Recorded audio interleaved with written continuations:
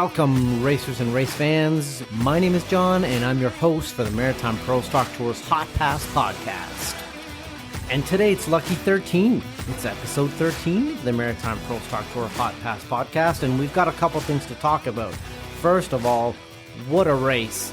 On July 27th at Oyster Bed Speedway in Prince Edward Island, our one and only stop on Prince Edward Island for this year. It was round 6 of the Maritime Pro Stock Tour Championship, and it did not disappoint.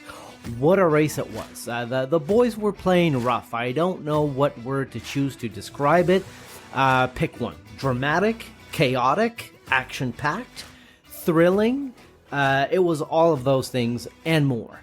So we'll cover that, and then we'll move on to the next race, which is the second 250 of the year. It's the Summer Clash 250, presented by Atlantic Tiltload and Superior Foundations, coming to you next weekend, August 8, 9, and 10 at Scotia Speed World. So, two big things to talk about today. Let's get right into it. Man, like I said, where do you even start with the BJ's Truck Center's 150 at Oyster Bed Speedway on Prince Edward Island? Well, you can start with a couple of facts. Robbie MacEwen and the 40 team win their second race on the Maritime Pro Stock Tour. The Sherwood PEI native had picked up his first win on the tour back in August of 2019 at what was then the Lucas Oil 150, also held at Oyster Bed Speedway. MacEwen also picked up last weekend the R&D Performance Most Laps Led Award for leading a little over half the distance with 78 laps led. Rookie Gage Gilby from Enfield, Nova Scotia picked up his best finish on his rookie season on the Maritime Pro Stock Tour, finishing in second place. That now puts him third in the championship standings after 6 races, having finished 7th, 5th, 3rd, 5th, 17th at the IWK 250, just didn't go his way, and then now second at the BJ's Truck Center's 150. That's also 5 Lucas Oil Rookie of the Race awards for Gilby in 6 races. The only one he didn't get was the RJ Poirier 150 at Riverside. That one went to Danny Chisholm, who won the race. And Stevie Lively picks up his first podium on the Maritime Pro Stock Tour, finishing 3rd on his 50th start on the tour. Lively also picked up the Swift Springs Hard Charger Award, coming home 3rd after starting 16th or 17th in the second to last row. Actually, we should go to this right away. A couple conversations with Stevie that day, one before the race, one after the race. 2 very different conversations, obviously, but as you'll hear now, he was feeling pretty good going into the race. Here's what Stevie had to say before his 50th start on the Maritime Pro Stock Tour. Here we are, just about to get underway for heat racing with the 30 of Stevie Lively. How's it going today, Steve?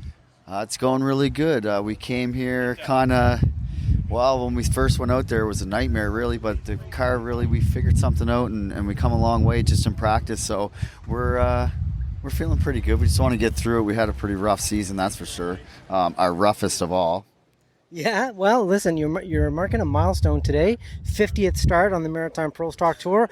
What's this ride been like so far? Yeah, well, I like to say it like this, like all the old school guys that have been around, they all know all the bad places to be at the tracks, like the beach in Fredericton, the wall in PEI, like the marbles, the wall in Antigonish. The thing is, I've been to all the bad places.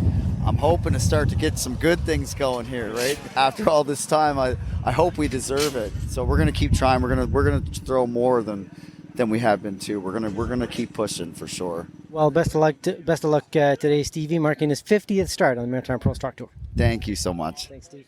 So great to see the 30 team, one of the smaller teams on the tour, finally get a result that is representative of the efforts that they have put into this thing for 50 starts on the Maritime Pro Stock Tour. Great to see.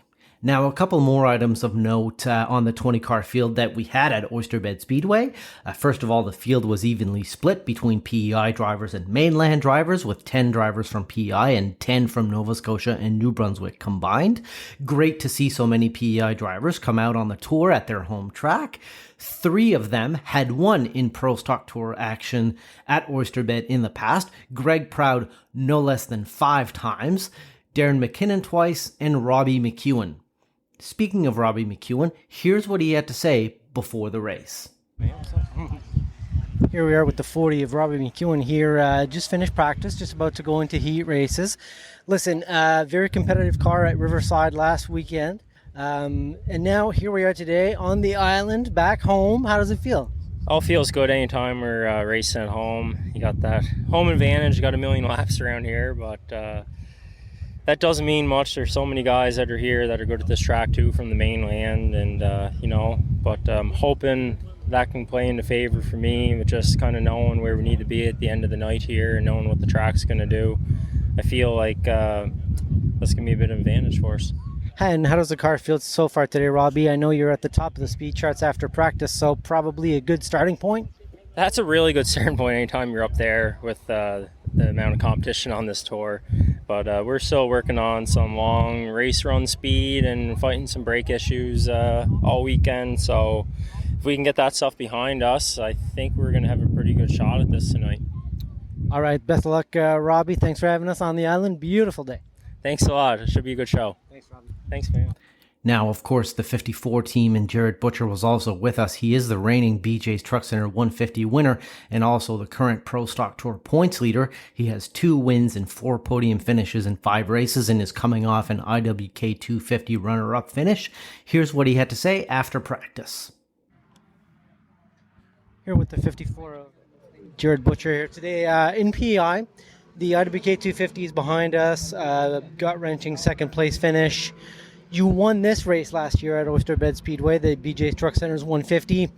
The 54 is not at the top of the charts right now. What do you need to get this thing going? It's actually really not that bad. It has the same feeling it did last year.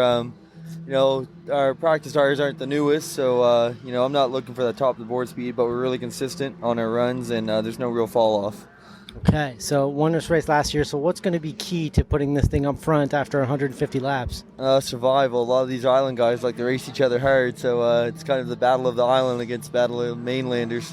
But hopefully we can just abide our time and pick our way up through, not get tore up too much or get impatient. And I think we'll be there at the end like we were last year, and I think we can capitalize. If it's a hard track to pass here, so. If you can't get track position, don't matter how good your car is. It's hard. People can run two or side by side for a long time around here. Very, very hot and humid today. Is that a factor in the car? How does that affect the race for you? No, it used to be a factor for me, but I work out a lot, but I try to stay hydrated a lot. And the way I look at it, the hotter the better, because that just means people that can't withstand it, they fall out, and they you can get your way to the front. All right, best of luck today. Oyster Bed Speedway for the BJ Truck Center's 150 with the 54 of Jared Butcher. Thank you. As far as notable absences are concerned, we had no Sam Rogers. The Zero car simply suffered too much damage at the IWK 250 to be able to make it in back-to-back weeks of racing. That's not a lot of time to put back together that torn-up race car. In time for the race at Oyster Bed Speedway. No competitors from the Nova Racing team, Tour regulars Russell Smith Jr. and Donald Chisholm did not participate in this race. Another item of note is Brody Lewis from Charlottetown, PEI was making his Maritime Pro Stock Tour debut in the 22 car. And number 18, Austin McDonald from Pictou, Nova Scotia, young hot shoe, was making his first start at Oyster Bed Speedway. Here's what he had to say about that. Here with the 13 of Austin McDonald. Just wrapped up the drivers' meeting. Austin, correct me if I'm wrong, but this is your first time at Oyster Bed Speedway in a Pro Stock. It is. We've run a couple of races here with the Legend cars, previous like 2019, 2020, but this is my first year back in a couple of years, and I'm happy to be here. And how does it feel going around this place in a Pro Stock? Oh, it's fun. It's tight. I kind of say it's a lot like Wake County in North Carolina, where I've run a little bit, and just a tight little bull ring here. I think it's going to be a lot of fun to race. I'm sure it's going to wear me out and wear a lot of guys out, and I think we're going to see a lot of car fade. I think that's going to be a big thing in this race, but I'm looking forward to it, and we're going to do our best. Now, I was listening to you and your guys on the radio in practice, and like I just said to you, at times it sounded like you're asking them to build you a new car. So lots of changes going into the heat races. Yeah, we didn't really know. I mean, we had a close setup thanks to, Andrew Hicken, Corey Hall, those guys at the King Competition Shop got us real close when we came here. A really good starting point, and then we just kind of tweaked on it all day. We threw a couple of big things at it that last practice session, and some seemed to help, some hurt it. So they're going to go half back on some of that stuff and still take some pretty big swings today, but definitely still not too far out. All right, best of luck in the heat races and in the feature later tonight. Thank you. Also with us at Oyster Bed Speedway was the 32 team of Chris Hughes from Brackley Beach, PEI. Chris would start on pole at his home race after winning the first heat race of the day. Notable item for him is that it was his first race in a brand new Fury car that the team put together. Here are his comments on that project. Here we are now, just finished practice, finished the drivers' meeting, about to go heat racing. We're here with the 32 of Chris Hughes, of course, one of our Islanders, one of our tour regulars on the Maritime Pro Stock Tour. Good to see you again, Chris. Good to be back, buddy. Appreciate it. So, didn't see the 32 at the top of the charts in practice. What kind of changes are we going to have to make to this thing? Oh, I don't think too many. We're pretty stoked with the new Fury car that we put together. You're sandbagging us. No, we're not sandbagging. We were, I think we were 10th in the first practice. If you look at the sheets, they're so close. Yeah. And we've been learning it and just gaining on a little bit by little bit. So really encouraged with it, and I think we're going to have a good race car. So listen, is this your first race with the thing, or? Yeah. Okay, Yeah, first race with a new chassis. Yep. So so the process obviously must have been complicated. Did you basically strip as many parts as you could from the old car and hook them onto this new chassis? Yeah, we had a couple of pieces. We had the rear end that fit, and it happened to meet all the Fury dimensions. So we used our rear end and our drivetrain, and everything else is basically new Fury stuff. So. And what number did you draw for the heat race? 2. Okay, so that's not bad. It's not bad. What's it going to take now over the course of the 150 lap feature? It's one of those races we're going to transition from day to night. Knowing all of this, what's the plan for tonight? You got to have a little bit of patience here at the start and not. It's kind of 6 of one, half dozen of the other. If we're fast, which I think we're going to be decent, and we have a good starting position, then you got to go pretty hard off the get-go to keep your track position, because it's pretty critical at a little bull ring like this. Track position's hard to come by and hard to pass cars. So we'll go pretty hard if we're up front, and if we're not up front, we'll stroke it a little bit and try to get through to the end. Yeah, like you said, track position at a track like this is definitely key. Listen, we're going to wish you the best of luck in the heat racing and in the feature. Do not wreck the new chassis. Whatever happens, buddy. We're going to send her. All right, thanks, Chris. Okay, thanks. And before the racing started, I also got a chance to catch up with the 36 of Gary Elliott, who would make his 898th consecutive start, just 2 away from 900. Here's what he had to say after practice and on the big upcoming milestone, number 900, which will come next weekend as part of the Summer Clash 250 presented by Atlantic Tiltload and Superior Foundations. So here we are now continuing our pit walk on the Maritime Pro Stock Tour. Oyster Bed Speedway, beautiful day, nice and sunny. I'm here with the 36, Gary Elliott. Gary, how's your day going so far? Fantastic. We love this track just to begin with. So if you go to a racetrack, it doesn't matter where it is. If you go to a racetrack and you don't like the facility or you don't like the atmosphere, you don't like the surroundings, so it's kind of like an atmosphere. When you go into a place, if the atmosphere is really nice, and that just makes a difference for me. So right away, I'm already positive about racing on this track. And we had a decent first practice on old tires, 13.7, 1.6. And but then every time we changed, it got worse. So we ended up putting the new tires on after 2 or 3 practices with old tires, and we put the new ones on, and then we were going backwards. And I thought, holy cow, I don't get it. So we went from a 13.7 to a 14.1. So that's like 0.4 of a second. So anyway, we come in, we talked about it. We raised the panhard bar in the back, and then we changed the spring, right rear spring, to a heavier spring to help the car turn better. Went back out, the car was still pushing. Come back in again, made one small change, went out and got our fastest lap of the day, a 13.69. So It's not a lot more than it's still quite a bit way behind the kids. Like they're in the 13.3s or 13.4s. But it was our best, and we're going to do another change now for the heat to make it better. But so far, so good.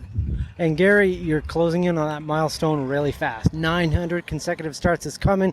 This is 898, so that means you've got one more next weekend, and then your 900th will come as part of the Summer Clash 250. How special is that?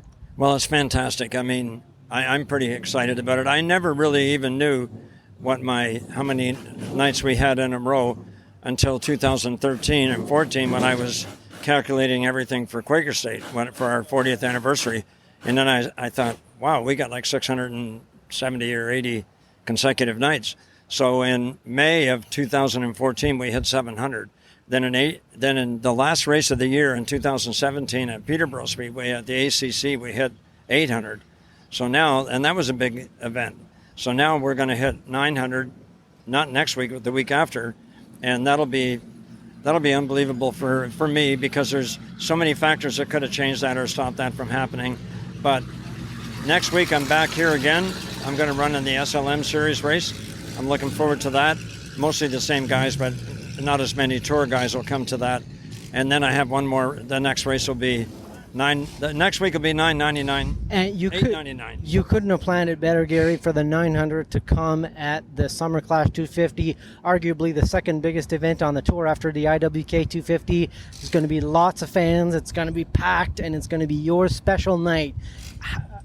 I mean, how do you describe the anticipation? Well, we've been already talking a little bit about with different people and how do you want to do this, and I talked to Quaker State. So Quaker State is making some hats to signify and to celebrate 900 consecutive nights, because they're part of the journey. Absolutely. They were with me since 1974, so they're going to be part of that milestone. And so I'm really looking forward to it. I want to have a good night, but I know they're going to bring me out and introduce me. We're going to give all the drivers in that race one of these hats, so they'll have something to remember. I remember racing with Gary Elliott whenever he had. So whatever. I just thank God for everything I have and everything that God has done for me, provided me with sponsors, with a great crew. All the guys that are with me now, two of them just started this year. One of them started 2 years ago, and they're learning so much and so fast. So you could say I'm a good teacher or they're a good listener, because they're suggesting things to me already, and I'm saying, yeah, let's try that. Well, Gary, you got a lot of faith in your team. I'm going to wish you the best of luck today at Oyster Bed Speedway, and can't wait for the big 900. Yeah, you know what? I'm looking forward to it, and like you said, it's already a big night. My daughter's going to fly in from Ontario, and my son-in-law, they're coming. My son would love to come, but he's going to watch it on TV. He's going to rent the video and watch it live. So yeah, I mean, I'm so excited. It's I would have never thought, if you asked me, 30 years ago, do you think you could do this? I already talked to young kids now, and they're shaking their head. Wow, but they think it's 900 nights, and then when I show them my autograph card, no, it's 1,340 nights. Yeah, it's 9. It'll be 9 in a row. So thank you to my home track, Scotia, to host this. Absolutely, can't wait, Gary. Best of luck today. Thank you very much. Now let's get into the action of the day. A hot, sunny day in Oyster Bed Bridge, by the way. So, as Alan Iverson would say, let's talk about practice. By the time we got to practice 3, it was clear that our eventual winner had a quick car, finishing on top of the board with a 13.327. That was not the fastest lap in practice, though, as Nicholas Noggle notched a 13.275 in practice number 2. Corey Hall also showing some speed in practice with the 13.303 in practice number 1. Those were your 3 quickest cars for each practice session. Here's what Corey Hall had to say before the race, making his return on the Maritime Pro Stock Tour since Speedway 660, our very first race of the season. Here we are now with the 83 of Corey Hall. Just wrapped up driver's meeting. Car looks fast in practice today. Found your 83 at the top of the board. How's it feel? Yeah, it feels good. Obviously we'd like to have a little bit more speed, but I think the drivability of the car is really good, same as it was last time. So I'm excited to get out in the future and see how our Chris Forney Remax machine works. Now, competitive season for you on the Super Late Model Series, currently nipping at Ashton Tucker's heels for the championship. Great to see you back on the Maritime Pro Stock Tour, though last time you and I spoke was on the grid at Speedway 660. Beautiful day here to be back on the island. What's the focus going to be for tonight? How do you keep this thing up front for 150 laps on this tight bull ring? Yeah, I think it's going to be tough, especially the way the heat races are lined up, and then what ends up being the feature lineup with how they separate practice times and all that. So we'll be starting at the back in the feature, and that'll be difficult here. Track position's huge.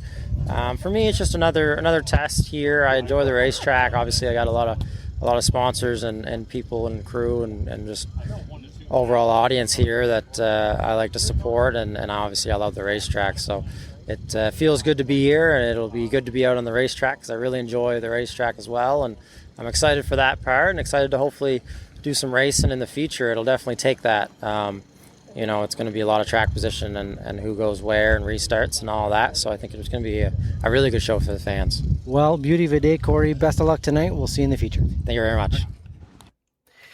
Now, when the heat races got underway, we expected 3 groups with 7 cars in the first 2 groups and 6 cars in the third group. However, Brody Lewis and the 22 team from Charlottetown had an issue and couldn't start their heat race. A shame, really, as I believe Brody was making his first start on the Maritime Pro Stock Tour. He would take part in the feature, but just couldn't make the heat race. Chris Hughes would win the first heat race of the day, so that would put him on pole for the start of the feature, and really looked like he had a strong car. I mean, broke away from the pack quite early in that one and never relinquished the lead. Heat race number 2 winner was Jared Butcher. The 01 of Troy Burke from Sherwood, PI, showing some speed here, picking up 3 places, finishing in 3rd place. And the 25 of Ryan Van Orscott, conversely, relinquishing 3 places and finishing his heat race in 4th after starting 1st. Heat race number 3 saw Nicholas Noggle take the win. And the 18 of Darren McKinnon from Charlottetown, PEI, losing 3 spots in that one after starting 3rd. He would finish last in that heat race. So your starting order for the main feature would look like this. The 32 of Chris Hughes from Brackley Beach, PI, would be on pole. Next to him would be the 51 of Mark Leclerc. Second row would have Jordan Vino on the inside and the 24 of Tanton Woolridge on the outside. And as we'll see later on, the 24 had a really strong car all night and was able to keep up with the leaders in his return to the Maritime Pro Stock Tour. Behind them was the 01 of Troy Burke and the 25 of Ryan Van Orscott. Behind them in row 4 was the 41 of Mike Rogers and the 40 of Robbie MacEwen, followed by the 25G of Gage Gilby and the 29 of Greg Proud, followed by the 08 of Nicholas Noggle and the 54 of Jared Butcher. Behind them you had the 83 of Corey Hall and the 28 of Mike Dusky, followed by the 13 of Austin McDonald and the 18 of Darren McKinnon. Then you had the 30 of Stevie Lively next to the 51S of Tyler Smith. And the final row was made up of the 36 of Gary Elliott and the 22 of Brody Lewis, who could not take part in his heat race due to mechanical issues. Now, the first 50 laps of this thing were great. No cautions. Actually, we needed to take a competition caution at lap 50, as we had done a full 50 laps of green flag racing. Now, to recap those first 50, I mean, it was clear right off the bat that the 11V of Jordan Vino and the 01 of Troy Burke were sort of starting to drop through the field. And by lap 17, the 40 of Robbie MacEwen was making his way to the front, along with the 29 of Greg Proud. And a few laps later, lap 21, the 54 of Jared Butcher was really starting to charge his way to the front after starting about mid-pack. Lap 25, you had Chris Hughes being passed for the lead, so your running order then was the 40 of Robbie MacEwen, followed by the 24 of Tanton Woolridge. Again, a strong car all day for the 24 team, followed by the 32 of Chris Hughes, so Chris was passed by Robbie and by Tanton at that point, which was lap 25. Behind Chris was the 29 of Greg Proud, the 54 of Jared Butcher, the 41 of Mike Rogers, and the 01 of Troy Burke. 10 laps later, you had pretty much the same running order, except that Greg Proud had now passed Chris Hughes for third place, and the rest of the order remained the same as far as the top 5 was concerned, maybe even the top 10. Lap 45 is when the leaders start to hit traffic, and the 32 clearly is dropping pace. I mean, he's not able to maintain with the leaders anymore, and competition caution comes out after lap 50, as we had completed 50 laps under green. The restarting order at that point was the 40 of Robbie MacEwen was up front. Next to him was the 24 of Tanton Woolridge. Behind them were the 29 of Greg Proud and the 54 of Jared Butcher, followed by the 41 of Mike Rogers and the 01 of Troy Burke, and the 32 of Chris Hughes and the 08 of Nicholas Noggle were behind them, followed by the 18 of Darren McKinnon and the 13 of Austin McDonald. So half a dozen cars pit under the competition caution at lap 50, and then coming back out on that restart, the 51S of Tyler Smith spins it on the back straight coming into turn 3, so that brings out the caution. At that point, Corey Hall is the fastest car on track. He hasn't made his way up front yet, but he's turning 13.5s consistently, and with a 13.544 is the fastest lap so far, despite running in traffic and not really having any clean air. So a really quick ride for Corey Hall right off the bat here in the first 50 laps, showing some real speed. We'd see the caution lap again on lap 54 as the 01 of Troy Burke and the 41 of Mike Rogers are involved in an incident on the back stretch. Rogers pits and the 01 is okay. Your restarting order at that point would see Robbie MacEwen in first place, followed by Jared Butcher now, who'd made his way up to second. Tanton Woolridge hanging in there with the leaders, the 24 car in third place, followed by the 29 of Greg Proud and the 01 of Troy Burke. Nicholas Noggle was lurking not far behind, so was Darren McKinnon, Chris Hughes, Corey Hall, and Austin McDonald.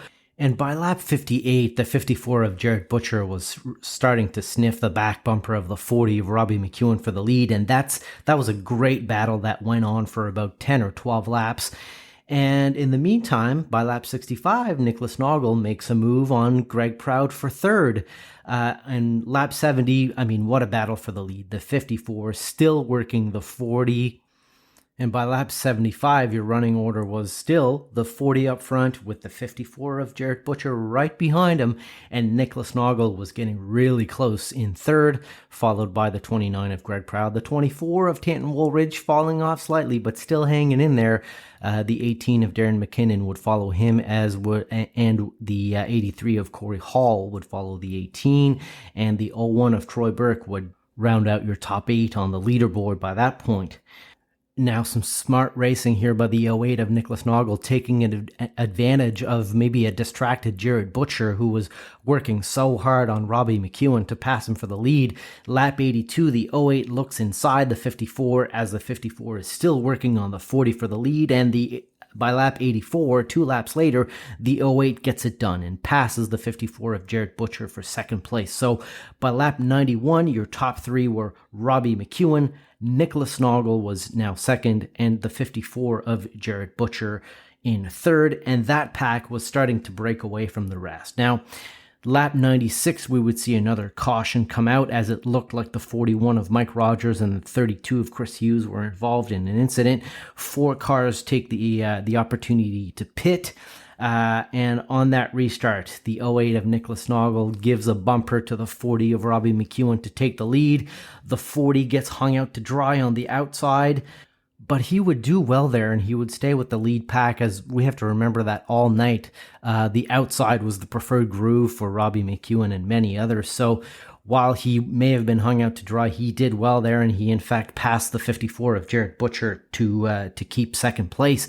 Lap 110, your running order was the 08 of Nicholas Noggle, followed by the 40 of Robbie MacEwen, then the 54 of Jared Butcher, and guess who's up in fourth by now? The 83 of Corey Hall, followed by the 18 of Darren McKinnon, the 29 of Greg Proud, and the 13 of Austin McDonald. And lap 121, we have a big wreck on the front straight. That's the end of the day for the 51S of Tyler Smith, the 22 of Brody Lewis, and the 01 of Troy Burke, as well as the 29 of Greg Proud got wadded up in that one. So that was the end of the day for those guys. By that point, we already had lost Gary Elliott on lap 114 in a separate incident. So by that point, we're starting to see some cars drop off the field. And from that point on, that restart included, we would start to see some pretty messy restarts from these guys. By that point, we're down to 14 of the 20 cars, and on lap 128, the 83 of Corey Hall takes second place. Lap 132, the 83 gives the 08 the bumper to take the lead, and the 08 would not take kindly to that, as we'll find out later. Lap 135, we have an incident involving the 18 and the 54. Now, was their intention there? Only Jarrett Butcher knows that, but you saw the 54 nudge the 18 going into turn 2. The 18 loses it, and what happened after that was a little concerning, I guess. The 18, other than going to the pits, would drive through the infield the wrong way to go wait for the 54 of Jarrett Butcher down by turn 4 to basically express his discontent with the whole incident. Nothing happened. The 18 basically gassed it just before the 54 to show some frustration, but that was all that would happen there, luckily. Tense moments there for sure. Restart following that incident would see the 83 of Corey Hall in the lead, followed by the 08 of Nicholas Noggle. Now remember, the 83 on lap 132 gave the bumper to the 08 to take the lead, and this is where things would keep getting messy, as the 08 of Nicholas Noggle would send the 83 and take the lead of the race. So lap 140, you had the 08 of Nicholas Noggle in the lead, the 40 of Robbie MacEwen in second. Corey Hall would be third. Gage Gilby, now fourth. Just keeping his nose clean basically the whole way and avoiding too much damage to that car, and was making his way up front, followed by the 13 of Austin McDonald. Now, lap 145 is when the 08 of Nicholas Noggle and the 83 of Corey Hall would get involved in an incident that would be catastrophic for the both of them. They would basically wreck each other down the back straight on another messy restart. The 40 of MacEwen takes advantage of this and takes the lead of the race. So that's how it ended, with the 40 up front. The 83 and the 08 taking each other out meant that the 25G of Gage Gilby would finish in second place, and Stevie Lively would basically avoid all of the messy incidents on restarts, keep his nose clean, and come in third. So, a huge wreck on the last restart, but that's how it would finish. Go and see Oyster Bed Speedway's Facebook page for a 9-minute highlight package where you can see the action unfold. Now, after it was all said and done, I went down and collected comments from our podium finishers. Apologies to Gage Gilby, the audio didn't come through, but obviously the youngster, proud of a second place finish, just battled hard all day, kept it as clean as he could, and was at the right place at the right time, and took advantage of a lot of these messy restarts that saw a lot of cars banged up and not able to compete at the end. So the 25G very pleased with his best finish on the Maritime Pro Stock Tour yet, second podium finish of the year. Now let's go listen to what Stevie Lively had to say after the race, just basically avoiding all of the calamity and bringing the 30 car home in third place for his first ever podium on the Maritime Pro Stock Tour. All right, let's make our way down to Stephen Lively, our third place winner today. Guys, I'm making my way to our third place finisher today on the Maritime Pro Stock Tour. Stephen Lively, wait a minute. 50th start on the Maritime Pro Stock Tour. I talked to you earlier today. You've been through it all. You've seen the fences. You've seen the ditches. Never the podium. Today you're seeing the podium. Yes, man. I actually couldn't believe it myself. Like, it just, like I always said, broken clocks right at least twice a day, and I was waiting for our time to be at the right place at the right time, and today it was it, man. We couldn't ask for near better than that. What a race. How did you get so much wreckage today? So much wreckage. You kept it clean. How'd you do it? Man, I got lucky, man. I dodged a couple once. Man, did I ever get lucky. Oh, man. Congratulations, Stevie Lively, third place on your 50th start on the Maritime Pro Stock Tour.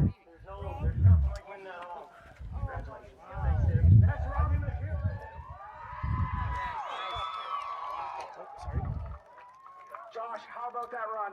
Yeah, that was good. We'll make our way to our second place finisher, Gage Gilby. Oh, sorry, guys. We're going to make our way to him now.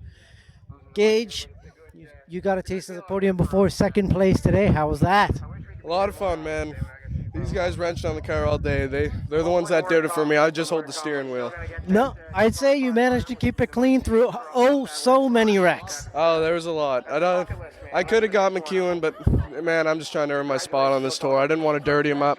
He had a great piece. I can't thank him enough for racing me clean. It was a really fun race. Congratulations. Thanks. And after having a few words with Stevie, like I said, I walked down to Gage Gilby. Unfortunately, the audio didn't come through for us. You already have my comments summarizing his opinion of the race. And then we made our way to the winner, the 40 of Robbie MacEwen.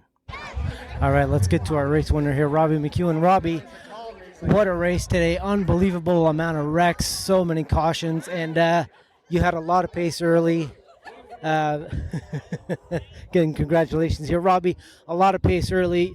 Talk me through getting hunted down by Jared Butcher for 10 or 12 laps. What a battle with him tonight.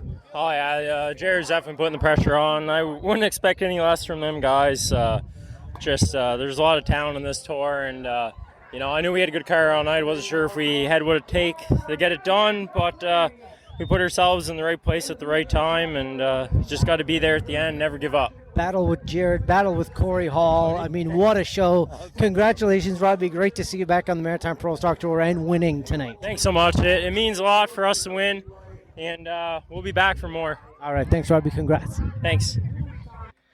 And that's a wrap on what was the BJ Truck Center 150 last weekend at Oyster Bed Speedway in PEI. Now, let's take a look at our championship points standings and see how the results of that race affected the order.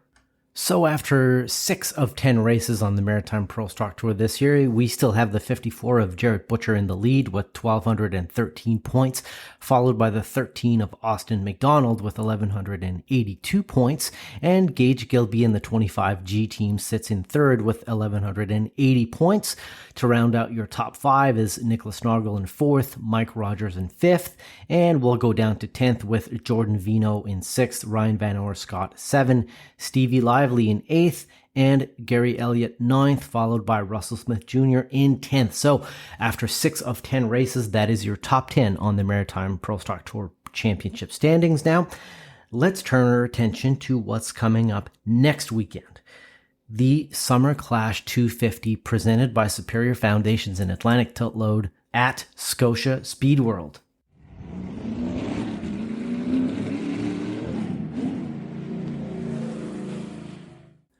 So what's on the menu for next weekend, you ask? Well, Scotia Speedworld and the East Coast International Pro Stock Tour are gearing up for 3 days of action-packed activity as part of the Summer Clash 250 weekend presented by Superior Foundations and Atlantic Tiltload.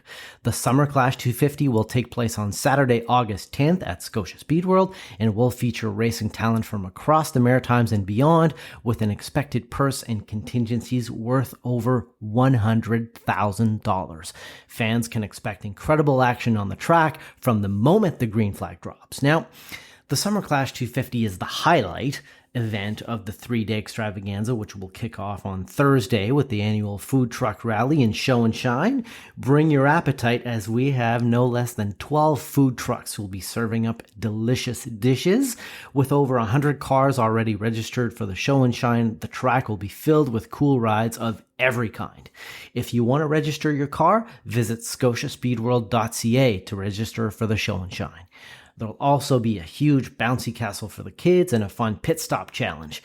Now this year, we've also added some live local music with John Sear. We'll be rocking in the beer garden starting at 7 p.m. And tickets for the food truck rally show and shine are just $5, and they'll be available at the gates on Thursday starting at 5 p.m. Now, what about Friday? Friday night will feature the time trials for the Pro Stock Tour race. The time trial winner will receive $1,000, with $200 going to each driver who time trials, courtesy of Top Construction.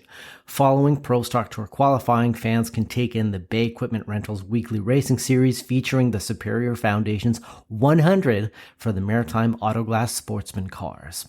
Now, Saturday is the big day. The Summer Clash 250 will keep fans on edge as drivers battle for their piece of the purse and the coveted Scott Fraser Memorial Cup. Now, we've talked about Scott Fraser in the last episode with Tim Terry when we did a review of sort of the importance of the 250s on the tour. Scott Fraser, of course, 5 straight Riverside 250s or IWK 250s, so many wins on the Maritime Pro Stock Tour championships. Really a fitting name to be on the Memorial Cup for the Summer Clash 250 presented by Atlantic Tiltload and Superior Foundations. Now, just some of the funds teams will be competing for include $1,500 for leading at halfway and a $2,500 pole challenge. And we'll talk about the pole challenge a little bit in a second. Not to mention $75 for every lap led. Laps were sold for $100 with $25 going to the SPCA. All 250 laps are sold, so the SPCA will be receiving a donation of $6,250. Complete purse and contingency details will be released soon. What I can tell you also is that the Blue Nose Pools Chase for the Checkers Fan Award is back, and we'll see one lucky fan win $1,500. Anyone who purchases an advance ticket online before Monday, August 5th will be entered in a draw to participate in the Chase the Checkers Award. A random draw of advance ticket purchasers will be made. Those who are lucky enough to be selected will come onto the front stretch at the Summer Clash 250 for opening ceremonies and will draw a driver's name out of the entry list and be matched with that driver for the day. Whoever wins the Summer Clash 250 will take home an additional $1,500, as will the fan who drew their number. Chase the Checkers is presented by Blue Nose Pools. Now, we know that the winner of the Summer Clash 250 will walk away with a check for $15,000. Second place will get $6,500, and third place $4,500. Now, how's the rest of the money divvied up? The list is long. Go to maritimeprostocktour.com and check out the full program for the weekend. You'll see who gets what. And we need to talk about the qualifying format because it's a little different than the usual 150 lap features on the tour. Now, the time trials for the Summer Clash 250 will take place on Friday night and determine the front row for Saturday's main event. The winner of the time trials will not only take home the pole position, they will also receive $1,000. All others who time trial will receive $200, courtesy of Top Construction. So, the fastest 2 cars from time trials will not start a heat race on Saturday and will start on the front row for the Summer Clash 250.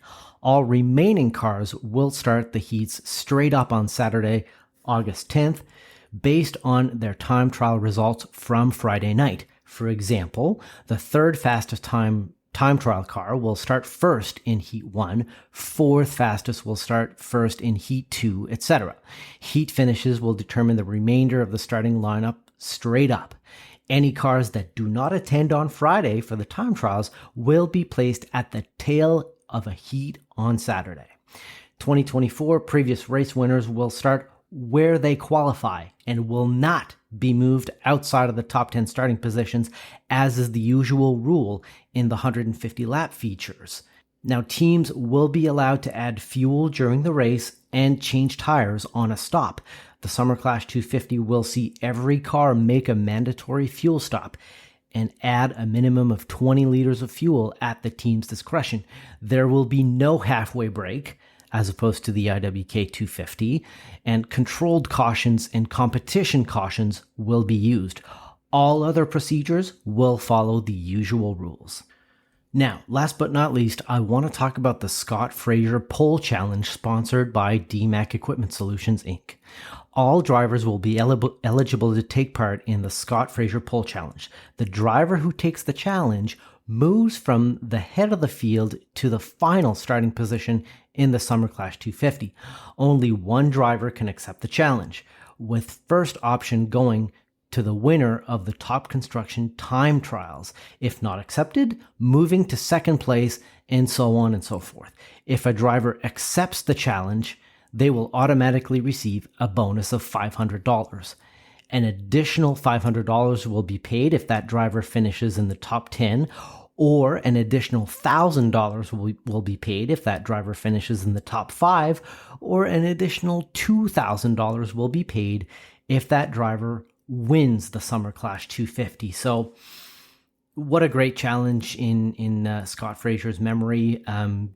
Basically having the opportunity to start from first to worst, and bring some extra money home. So, what'll we see to be determined? As is the official entry list, that is not in yet, but these are some of the highlights that we can expect on Summer Clash 250 weekend. As far as schedule goes, go to maritimeprostocktour.com. Racing will start at 4 o'clock on Saturday, August 10th for the main event, the Summer Clash 250, sponsored by Superior Foundations and Atlantic Tiltloads.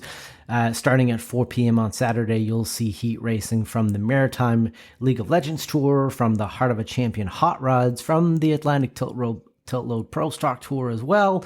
And then we'll have some features from the League of Legends cars, from the Heart of a Champion Hot Rods, and then the main event, the feature, the Superior Foundations and Atlantic Tiltload Summer Clash 250. So, MaritimeProStockTour.com for more details. It's been a blast, guys. What a crazy race at Oyster Bed Speedway. Happy to bring you that recap and comments from a lot of drivers who took part.